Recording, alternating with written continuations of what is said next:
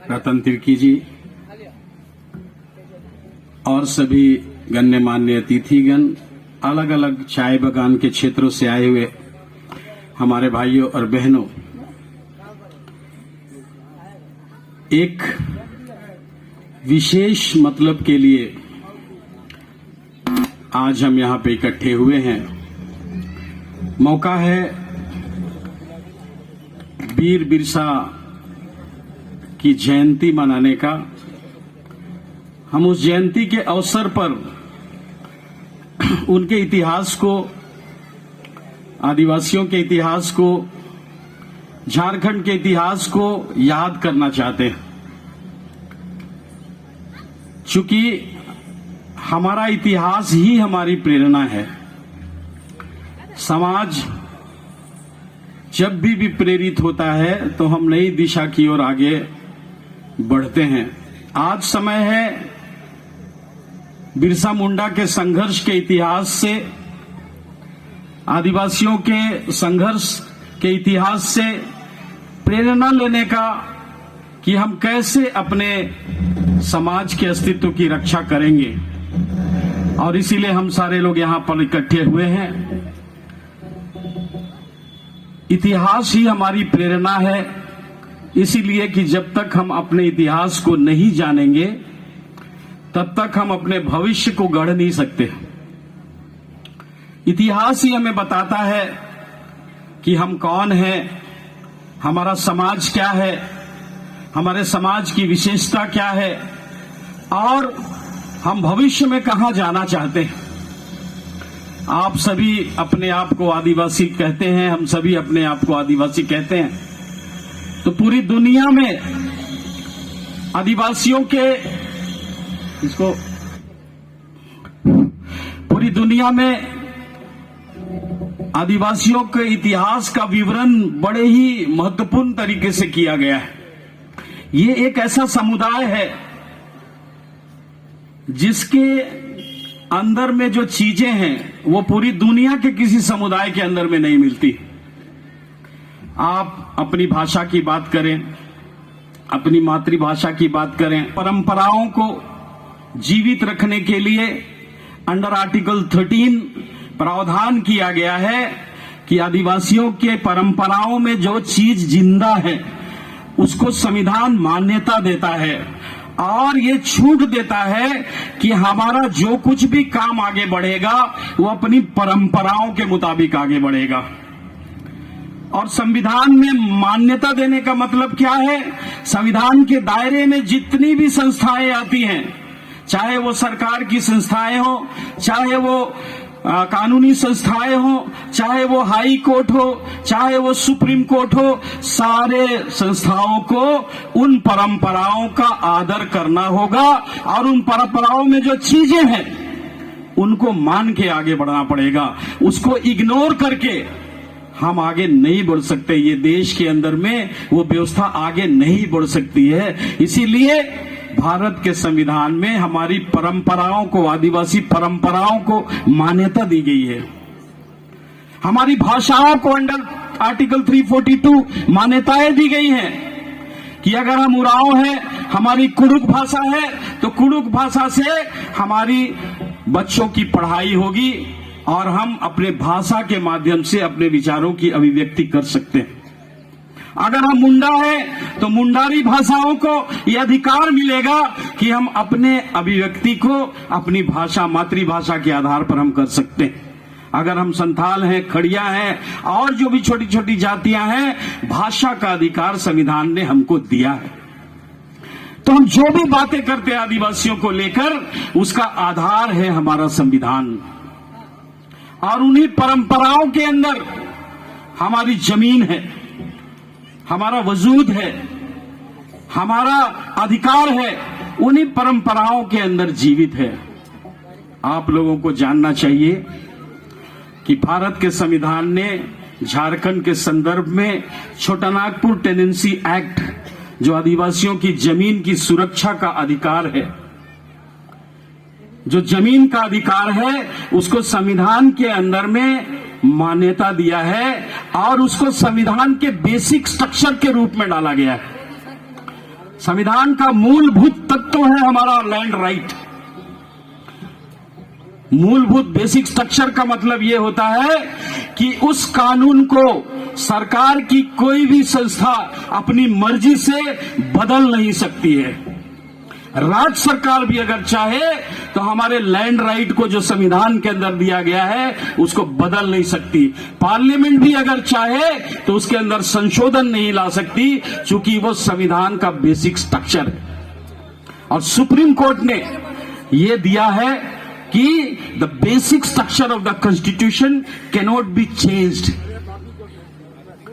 ये संविधान के अंदर हमको अधिकार दिए गए हैं। और आज हम बंगाल में आने के बाद, बंगाल की परिस्थितियों को देखने के बाद हमें ऐसा लग रहा है कि हमारे कॉन्स्टिट्यूशनल राइट का वायलेशन हो रहा है। यहां पे हम आज भी अपनी उसी जमीन से जुड़े हैं जहां से हम यहां पर चले आए। आज भी हम बंगाल में आने के बावजूद उन्हीं परंपराओं से जुड़े हुए हैं जो हमारे पूर्वजों ने हमारे लिए बनाया है। आज भी हम उसी समाज व्यवस्था के अंग हैं जो हमारे पूर्वजों ने हजारों साल पहले हमारे लिए बनाया। और आज भी हमारे मुंह में हमारी अपनी मातृभाषा है। हम मुंडा है तो मुंडारी बोलते हैं, कुडुक है तो उरांव है तो कुडुक बोलते हैं, खड़िया है तो खड़िया हमारी भाषा है, संथाल है तो संथाली हमारी भाषा है। ये पूर्वजों के समय से ये चलता आ रहा। आज अगर हमारे मुंह में ये भाषाएं हैं तो ये हमारी परंपराओं का हिस्सा है, हमारी पहचान का हिस्सा है, हमारा अस्तित्व है। और भारत के संविधान ने इन सारी चीजों को मान्यता दी है। तो जब जब हमारा वायलेशन होगा, जब जब हमारे अधिकारों की कटौती होगी, तो ये हमारा हक बनता है कि हम इसके खिलाफ खड़े हों। हम ये ना समझें कि हम वहां से आए हैं तो बंगाल में रहने वाले लोग हैं। इसका एक बड़ा इतिहास है। कैसे चले आए हम यहां पे? ये परिस्थिति बनी 1765 में जब ब्रिटिश ईस्ट इंडिया कंपनी हमारे क्षेत्र में आई, तो ईस्ट इंडिया कंपनी ने आते ही जमीनों पर टैक्स लगाना शुरू किया और जमींदारों को अधिकार दिए गए टैक्स वसूलने का। जमींदारों ने मनमाना शुरू किया, उसके साथ में महाजनों ने, उसके साथ में सूदखोरों ने, उसके साथ में जितने छोटे छोटे पुलिस महकमे के लोग थे, उन लोगों ने आदिवासियों पर शोषण शुरू किया, उनकी जमीनों को लूटने का सिलसिला शुरू किया और हमारे आदिवासी जमीनों से बेदखल होने लगे। विद्रोह हुआ इसके खिलाफ। पूरा का पूरा आदिवासी समाज विद्रोह से भरा हुआ है। विद्रोह हुए 1831-32 का कोल विद्रोह, छोटानागपुर क्षेत्र का बड़ा विद्रोह था। जमीन के लूट के खिलाफ था, महाजनों के खिलाफ था, सूदखोरों के खिलाफ था और जमीन की लूट के खिलाफ था। अपनी संस्कृति की रक्षा के लिए हमारे पूर्वजों ने आंदोलन खड़ा किया। कोल विद्रोह का एक बड़ा इतिहास है। और जिनकी जमीनें चली गई, जिन लोगों को जमीनों से बेदखल किया गया, ऐसे ही लोग आज बंगाल, असम और देश के दूसरे दूसरे कोनों में मजदूर बनकर चले गए, चूंकि उनकी जमीनें छीन ली गई, जमीनें चली गई उनकी। ये परिस्थिति वहां पे बनी। आज हम जितने लोग हैं यहां पे, 4 पीढ़ी 5 पीढ़ी बीत गई, लेकिन हम रोजी रोटी की तलाश में यहां पर आए हैं, लेकिन हम आजीविका की तलाश में आए हैं। उसका मतलब ये नहीं कि हम यहां आने के बाद हमारे लिए अलग से कोई नियम कानून बनेगा। हम यही चाहते हैं कि जिस परंपरा से हम जुड़े हुए हैं, जिस समाज से हम जुड़े हुए हैं, उस समाज के लिए जो कानून बना है भारत के संविधान में, वो कानून हमारे ऊपर भी उसी तरीके से लागू होना चाहिए। जमीन की बात को लेकर आज हम बैठे। जब यहां पे ईस्ट इंडिया कंपनी आई, जब विद्रोह हुआ, जब संघर्ष हुआ, उस संघर्ष के बल पर ये कानून बने हैं। और सबसे पहले कानून क्या बना था? South western frontier agency 1834। South west frontier agency के दायरे में ये तमाम बिहार, बंगाल, उड़ीसा और मध्य प्रदेश के क्षेत्रों को डाला गया। वो साउथ वेस्टर्न फ्रंटियर एजेंसी क्या था? वो एक कल्चरल टेरिटरी था हमारा। सांस्कृतिक रूप से, भाषाई रूप से जितने लोग इतने बड़े दायरे में रहते हैं, उनको एक एडमिनिस्ट्रेटिव टेरिटरी बना के डाला गया था, साउथ वेस्टर्न फ्रंटियर एजेंसी, जिसमें आपके बंगाल का भी हिस्सा था। और उसके बाद 1875 में लैंड का, जमीन के लिए सर्वे सेटलमेंट का काम शुरू हुआ under act 1875, Bengal tenancy act.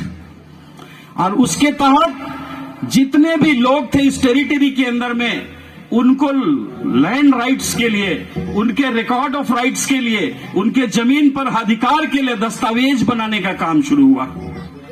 और उसी के तहत, सर्वे सेटलमेंट के तहत, कई जगहों पर खतियान दिए गए कि ये तुम्हारी जमीन है, इस जमीन पे तुम्हारा अधिकार होगा। इस खतियान में सारी चीजें दर्ज है।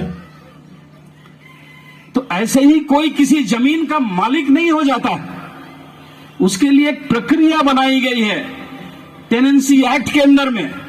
और जब 1908 में छोटानागपुर टेनेंसी एक्ट झारखंड में बना, तो झारखंड के क्षेत्र को 1908 के छोटानागपुर टेनेंसी एक्ट के लैंड मैनुअल के तहत लाया गया। लेकिन बाकी जगहों पर जो भी कानून बने, वो 1879 के बंगाल टेनेंसी एक्ट के तहत ही रखा गया।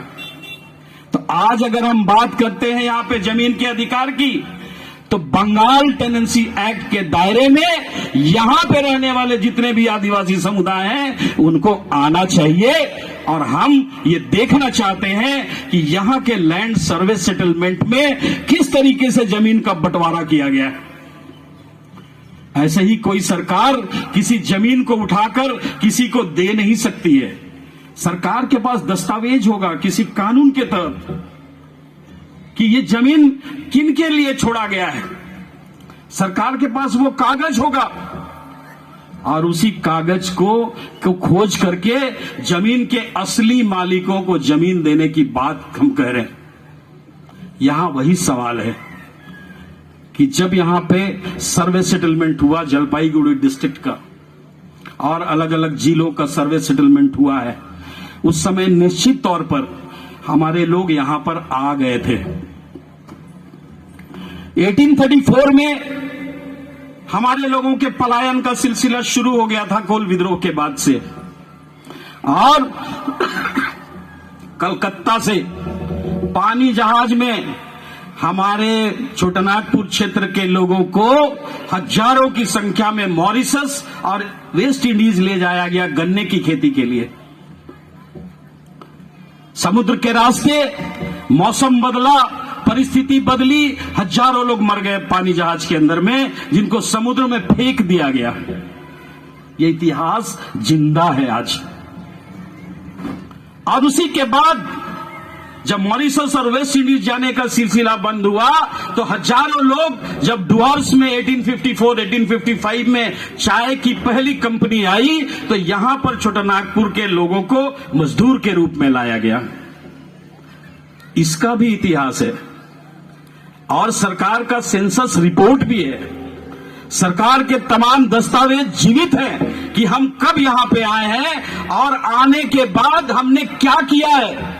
हमारे पूर्वजों ने जंगलों को साफ करके, जंगल झाड़ को साफ करके उसको खेती के लायक बनाया, चाय बागान बने यहां पे। और आज जब हम तैयार हो गए हैं, तो चाय बागान को बेचकर किसी दूसरे को अगर दिया जाएगा, तो ये आदिवासियों के साथ बड़ी बेईमानी होगी। हमने चाय बागान बनाया, हमने यहां की आर्थिक स्थिति को संभाला है, और आज जमीन आप किसी दूसरे को देंगे, ये बेईमानी होगी हमारे खिलाफ।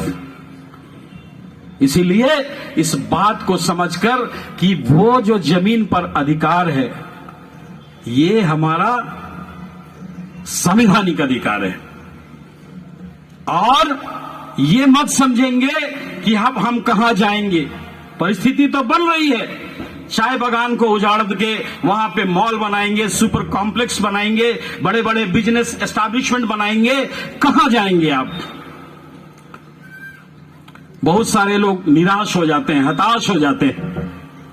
तो यहीं से अभी से लोग, कोई अहमदाबाद, कोई केरल, कोई महाराष्ट्र, कोई बेंगलोर, कोई गोवा, तमाम जगहों पर धीरे धीरे धीरे धीरे जाना शुरू कर रहे हैं। मत जाइए आप यहां से। आपके पूर्वजों ने जो आपको यहां पे स्थापित किया है, 150 सालों से ऊपर हो गए हैं। आप 150 सालों से अपना अधिकार जहां पे जताते आए हैं, उसको छोड़ के आप यहां से दूसरे जगहों पर मत जाइए। संघर्ष करना पड़ेगा। यही झारखंड का इतिहास है। हमारे पूर्वजों ने संघर्ष किया कोल विद्रोह के रूप में, तो ट्राइबल टेरिटरी का निर्माण हुआ, जिसको मैंने बताया साउथ वेस्टर्न फ्रंटियर एजेंसी। जब 1855 में संथालों ने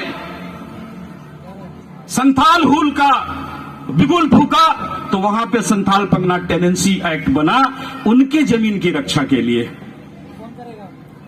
और जब बिरसा मुंडा ने 1908 ईस्वी में उन्मूलन किया, तो छोटानागपुर टेनेंसी एक्ट बना, जिससे हमारी जमीन सुरक्षित हुई। तो आपकी जमीन को अगर सुरक्षित करना है, तो आपको एकजुट होना पड़ेगा, आपको इसके लिए संघर्ष में उतरना पड़ेगा। ये गैर कानूनी कहीं से नहीं है, ये हमारी संवैधानिक अधिकार है, हमारा संविधान के अधिकार, हमारा अधिकार है। और आप ये मत समझिए कि आप सिर्फ सिल्लीगुड़ी के छोटे से इलाके में चाय बागानों में रहते हैं, थोड़े से हैं आप लोग, कभी मत समझिएगा। कल हम लोग नेपाल जाके आए हैं। नेपाल में कम से कम 2 से 2.5 लाख लोग हमारे आदिवासी रहते हैं, उरांव, मुंडा, संथाल, खड़िया। बगल में बांग्लादेश है, 1.5 लाख लोग हैं वहां पे, उरांव, मुंडा, संथाल, खड़िया। उसके बगल में भूटान है, वहां हजारों की संख्या में हमारे लोग चले गए हैं। त्रिपुरा में, असम में 65 लाख लोग हैं हमारे आदिवासी, 65 लाख लोग। 700 चाय बागान है असम के अंदर में, और सारे 700 चाय बागानों में सिर्फ हमारे छोटानागपुर क्षेत्र के, झारखंड क्षेत्र के आदिवासी हैं। और आप जिस बंगाल में रहते हैं, उस बंगाल में आपकी आबादी 56 लाख है, 56 लाख। 5.5% आपकी आबादी है पूरे टोटल बंगाल के पॉपुलेशन का, एक बड़ी आबादी है। आप पुरुलिया से जब घुसेंगे तो झारग्राम होते हुए जितना बॉर्डर इलाका है, पुरुलिया, बांकुड़ा, मिदनापुर, और नॉर्थ बंगाल का जो पूरा यहां से इलाका है, डुआस, नगराकाटा से लेके एकदम हसीमारा तक, और उसके बाद अलीपुर, उधर लखीमपुर, और गुवाहाटी से लेके पूरा तेजपुर, और तेजपुर से डिब्रूगढ़, तिनसुकिया तक, ये सारा आपका इलाका है। अभी होम मिनिस्ट्री ने एक आंकड़ा जारी किया है कि पिछले 200 सालों में 1.5 करोड़ लोग, 1.5 करोड़ आदिवासी अपने गांव से छोड़कर देश के अलग अलग कोनों में चले गए, दुनिया के अलग अलग देशों में चले गए। ये होम मिनिस्ट्री का आंकड़ा है, 1.5 करोड़ लोग। हमारी आबादी झारखंड में 86 लाख है, आपकी आबादी यहां पे 56 लाख है, और असम की आबादी 65 लाख है। कुल मिला के 1.25 करोड़ आबादी यहां पे है। उससे थोड़ी सी कम आबादी, मतलब इससे जस्ट आधी से ज्यादा आबादी हमारी निकल चुकी दूसरे क्षेत्रों में, स्थापित हो गए लोग जाके। 1.5 करोड़ लोग अपनी जमीन छोड़कर चले गए। क्या आप चाहते हैं कि आप भी अपनी जमीन को छोड़कर जाएंगे तो क्या होगा? आप जिस जमीन को छोड़ के जाएंगे, जिस जमीन के आप मूलवासी हैं, उस जमीन पर दूसरा आदमी आके बसेगा और दावा करेगा कि हम यहां के मूलवासी हैं। आपका इतिहास जो पिछले हजारों साल से चलता आ रहा है, सिंधु घाटी की सभ्यता से लेकर आज तक जो इतिहास आदिवासियों ने बनाया है, वो सारा का सारा इतिहास बिखर जाएगा, खत्म हो जाएगा, मिट जाएगा। आप आदिवासी होते हुए भी आपकी पहचान नहीं होगी। मैं पिछले जून महीने में मॉरिशस गया था। अफ्रीकन कंट्री का एक द्वीप है हिंद महासागर के अंदर में। वहां 1834 में उरांव, मुंडा, संथालों को पानी के जहाज में गन्ने की खेती के लिए ले जाया गया। करीब 62,000 लोग उस समय गए थे। मैंने सोचा ये अभी किस परिस्थिति में है, उनकी क्या हालत है, कैसे लोग वहां चले गए, उस पर मैंने अध्ययन शुरू किया। वहां जब गया तो पता चला कि वहां कोई भी आदिवासी नहीं है। क्यों? आदिवासी दिखाई दे रहा है कि यही है आदिवासी, लेकिन उसकी मातृभाषा खत्म हो गई। संथाली है तो वो संथाल भूल गया, उरांव है तो वो कुड़ुक भूल गया। उससे पूछने पर क्या बताया कि मैं मॉरिशियन हूं। सारी चीजें बदल गई। अगर उस 62,000 लोगों को आज के समय में 200 वर्षों बाद कैलकुलेट किया जाता तो कम से कम वहां की हमारी आदिवासी आबादी 10 लाख होती। लेकिन हमारी पहचान खत्म होने के कारण वो आदिवासियों की गिनती आदिवासियों के रूप में आज वहां नहीं। नेपाल हम लोग गए, नेपाल के लोग बोलते हैं कहां से आए हो? बोलता हम इंडिया से आए हैं। वो आदिवासी हैं, उरांव है, मुंडा है, संथाल है, बोलते हम इंडिया से आए हैं। ये क्या संकेत देता है कि हम धीरे धीरे अपने पूर्वजों को, अपनी मूल भूमि को, अपने घर को भूल रहे हैं और हम कहीं बंगाल के हो जा रहे हैं, हम कहीं असम के हो जा रहे हैं, कहीं हम नेपाल के हो जा रहे हैं, कहीं हम मॉरिशन हो जा रहे हैं, कहीं पे बांग्लादेश के हो जा रहे हैं और हमारी पहचान खत्म होने के साथ साथ हम उस बड़ी आबादी में हमारी आबादी मिक्स हो जा रही है। तो जब सभ्यताएं समाप्त होती हैं, जिस तरीके से सिंधु घाटी में हमारी सभ्यताएं बिखर गई, तो जब सभ्यता समाप्त हो जाती है तो नामो निशान इतिहास से उनका मिट जाता है। और सभ्यताओं के जिंदा रहने का सबसे बड़ा यह है कि हमारी भाषाएं जिंदा रहनी चाहिए, हमारी संस्कृति जिंदा रहनी चाहिए, हमारे रीति रिवाज जिंदा रहने चाहिए, हमारी परंपराएं जिंदा रहनी चाहिए। भारत के संविधान ने उसी के आधार पर आदिवासियों को विशेष अधिकार दिए हैं। तो आज इन्हीं बातों के लिए हम आपको आह्वान करने आए हैं कि एक बार अपने इतिहास को समझने की कोशिश करिए, एक बार अपने आप के अंदर में झांकने की कोशिश करिए, ताकत को बटोरिए, अपने आप को एकजुट करिए। और इस बार हम सिर्फ बंगाल में नहीं, इस बार नेपाल के लोगों को भी जोड़ेंगे, इस बार असम के लोगों को भी जोड़ेंगे, बांग्लादेश को भी जोड़ेंगे, भूटान को भी जोड़ेंगे और एक बड़ी ट्राइबल टेरिटरी का फिर से हम लोग निर्माण करने की दिशा में आगे बढ़ना चाहते हैं। सरकार क्या करेगी इसकी चिंता नहीं है, मगर हमारी जो आबादी है हम आपस में एकजुट तो रह सकते हैं।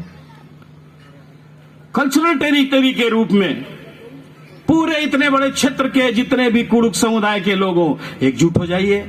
इतने बड़े क्षेत्र में जो मुंडा समुदाय के लोग हों, आप एकजुट हो जाइए, संथाल एकजुट हो जाए, खड़िया एकजुट हो जाए, तो एक बड़ा ट्राइबल टेरिटरी का निर्माण होगा और हमारी देश के अंदर में एक बड़ी ताकत होगी।